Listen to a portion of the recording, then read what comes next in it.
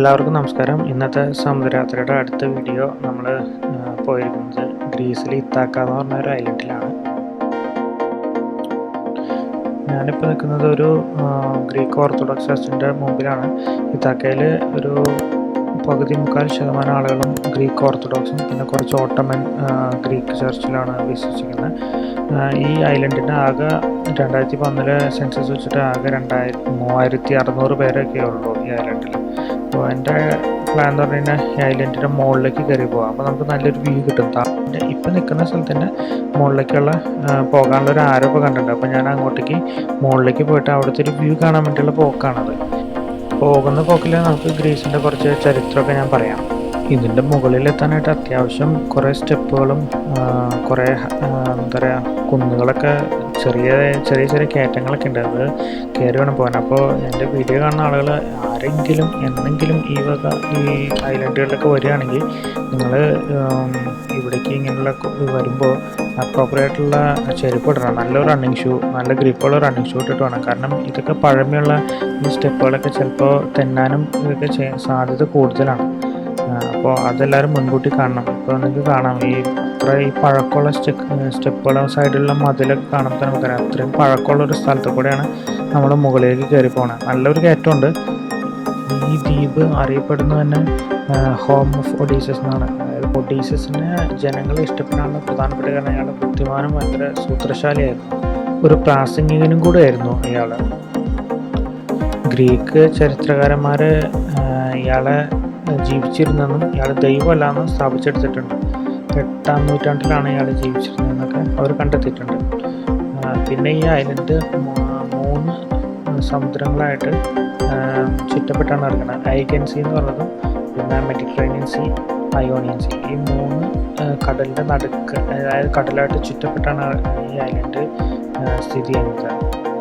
ഈ ഒഡീസസ് ഏറ്റവും ഫേമസ് ആവാനുള്ള ഒരു കാരണം ട്രോജൻ യുദ്ധമാണ്. ട്രോജൻ യുദ്ധത്തിലെ ഏറ്റവും ഹീറോ ആയിട്ട് അറിയപ്പെടുന്നത് ഒഡീസസ് ആണ്. എന്തൊക്കെയാണെങ്കിലും ഇപ്പോഴത്തെ ഇവിടെ ഒരു 39% പോവർട്ടിയാണ്. അതായത് നാഷണൽ ലെവലിൽ സ്കെയിൽ വെച്ച് നോക്കുമ്പോൾ ഇവിടെ ഈ ഐലൻഡിൽ പോവർട്ടിയാണ് കൂടുതൽ എന്നാണ് ഒരു കണക്ക് പറയുന്നത്.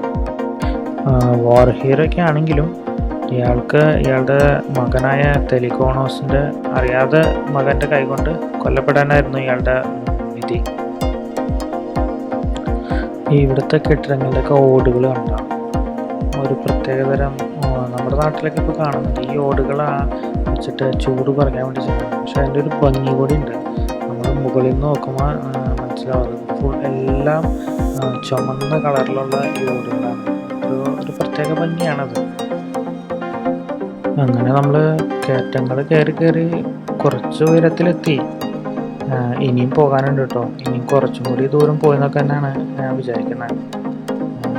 എന്നാലും നമുക്കൊരു വ്യൂ കിട്ടുള്ളൂ. ആ ഒരു വ്യൂവിന് വേണ്ടിയിട്ടുള്ള ഒരു കഷ്ടപ്പാടിലാണ്.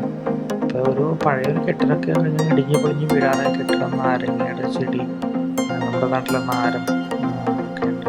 ഇത് കാണാൻ പറ്റും. ഇപ്പോൾ എൻ്റെ പിറകിൽ ഭംഗിയാണ്. എത്ര മനോഹരമായാണ് അവരെ സൈഡുകളിൽ വീടുകളൊക്കെ പണിതിട്ടേ. നല്ലൊരു രസമുണ്ടത്. ഇപ്പോൾ ഇവിടത്തെ റോഡുകൾ കണ്ടോ? ഇതൊക്കെയാണ് ഇവിടുത്തെ റോഡ്. ഇതാണ് ഇവിടുത്തെ റോഡിൻ്റെ വീതി.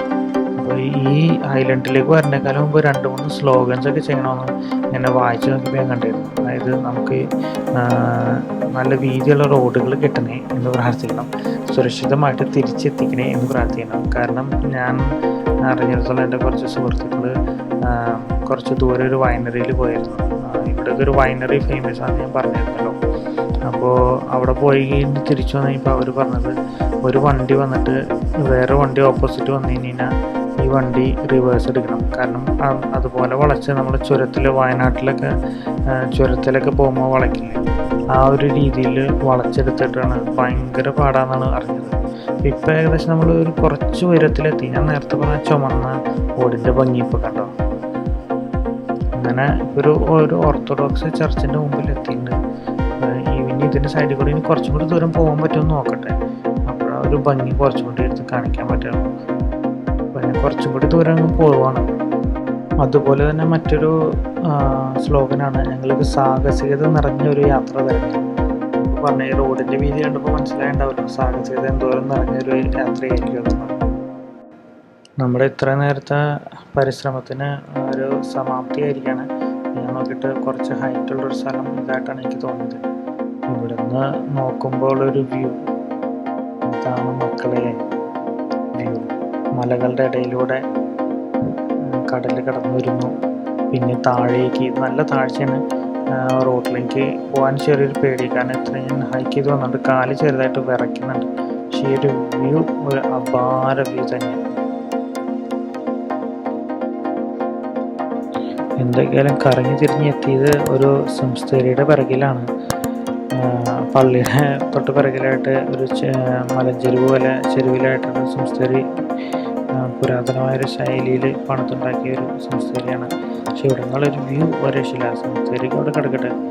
അതുപോലെ തന്നെ ഈ റോഡ് വളഞ്ഞാണ് അത് റോഡ് താഴേക്ക് പോകുന്നത്. പക്ഷെ അതുപോലെ തന്നെ ഡേഞ്ചറുമാണ്. ഇതിലൂടെ വണ്ടി ഓടിക്കുന്ന കാര്യം ഒന്ന് ആലോചിച്ച് നോക്കി.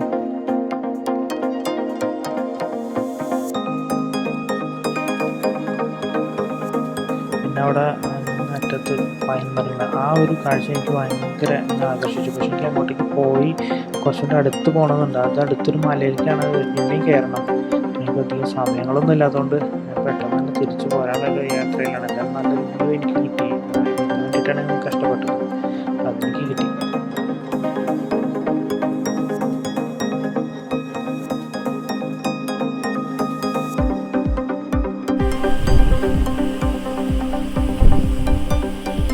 പിറകിൽ കാണുന്ന ഈ സ്ഥലം കണ്ടോ, ഇത്ര സൂപ്പറായിട്ടുള്ളൊരു സ്ഥലം.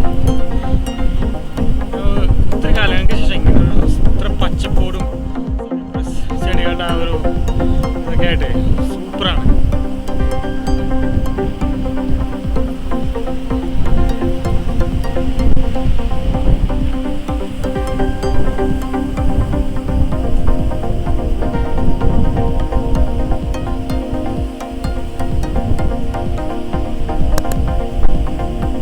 ലാലേട്ടൻ പണ്ട് പറഞ്ഞ പോലെ ഉയരം കൂടുന്നതോറും ചായക്ക് കടുപ്പം കൂടുന്ന പറഞ്ഞ കാര്യമാണ്. ഇത് ഉയരം കൂടിയപ്പോഴാണ് ഇവിടുത്തെ കാറ്റിൻ്റെ ആ ശക്തിയും ആ ഒരു തീഷ്ണത അറിയാൻ പറ്റിയത്. പിന്നെ ഇത് ഇപ്പോൾ ഞാൻ നിൽക്കുന്ന ആ ഒരു നമ്മൾ നേരത്തെ വന്ന ഗ്രീക്ക് ഓർത്തഡോക്സ് ചർച്ചിൻ്റെ ബെൽ ടവറിൻ്റെ സൈഡിലാണ്. അങ്ങനെ ഇന്നത്തെ ആ ഒരു ചെറിയ രീതിയിൽ ഐലൻഡിലൊന്ന് വിസിറ്റ് ചെയ്തിട്ട് ഞാൻ തിരിച്ചു പോകണം. അപ്പോൾ ഞാനിപ്പോൾ ടെൻഡർ ബോട്ടിലാണുള്ളത്. അപ്പോൾ ഈ പോകുന്ന വഴിക്ക് നമുക്ക് ഈ കോസ്റ്റൽ ലൈനിലുള്ള വീടുകളെല്ലാം മനോഹരമായിട്ട് നമ്മൾ നേരത്തെ മുകളിൽ നിന്ന് കണ്ടത് നമുക്കിപ്പോൾ മറ്റേ ബോട്ടിലിരുന്നിട്ട് എങ്ങനെയാണ് ഒരു വ്യൂ നമുക്ക് കാണാൻ പറ്റും. അപ്പോൾ നിങ്ങൾക്ക് എല്ലാവർക്കും ഈ എൻ്റെ ചെറിയ വീഡിയോ, ഗ്രീസിലെ ഇത്താക്ക എന്ന് പറഞ്ഞ ഐലൻഡിനെ കുറിച്ചുള്ള വീഡിയോ എല്ലാം ഇഷ്ടമായെങ്കിൽ നിങ്ങളെൻ്റെ ചാനലൊന്ന് സബ്സ്ക്രൈബ് ചെയ്യാൻ മറക്കല്ലേ. പിന്നെ വീഡിയോ ലൈക്ക് ചെയ്യുക, ഷെയർ ചെയ്യുക. നിങ്ങൾക്ക് ഇത് ഉപകാരപ്പെട്ടു എന്ന് വിചാരിക്കുന്നു. എല്ലാവർക്കും നന്ദി, നമസ്കാരം. അടുത്തൊരു വീഡിയോ നമുക്ക് വീണ്ടും കണ്ടുമുട്ടാം.